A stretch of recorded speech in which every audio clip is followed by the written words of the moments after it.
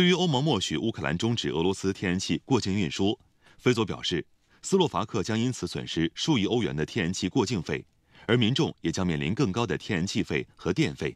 他批评欧盟大国为追求地缘政治目标而忽视小国的利益和需求。Nikto netlačí Slovensko preč zo životného priestoru, ktorým je Európske spoločenstvo. Treba ale vidieť, že v tomto spoločenstve začínajú dominovať sebecké národné záujmy veľkých a nezmyselné aj geopolitické ciele. A na druhej strane ignorovanie potrieb menších. Vo svetovej politike absolútne platí, že je úplne jedno, či sa slony milujú alebo bijú. Vždy trpí tráva.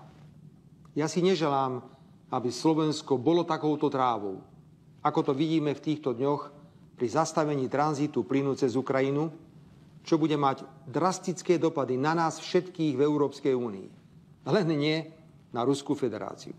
斯洛伐克天然气进口商 SPP 当天说，企业已有预案，将借助其他渠道确保供气，比如利用德国和匈牙利的管道获得天然气，但需要支付额外过境费。俄罗斯天然气工业股份公司1月1号发表声明说，由于乌克兰方面多次明确拒绝续签俄罗斯天然气过境乌克兰输往欧洲的协议，过境协议到期后，该公司在法律和技术层面已不能继续经乌克兰向欧洲输送天然气。自莫斯科当地时间1月1号8点起，终止过境乌克兰向欧洲输送天然气。同一天，乌克兰能源部在社交媒体发文说，基辅时间当天早上7点，出于国家安全利益考虑，乌克兰停止了俄罗斯天然气过境输送服务。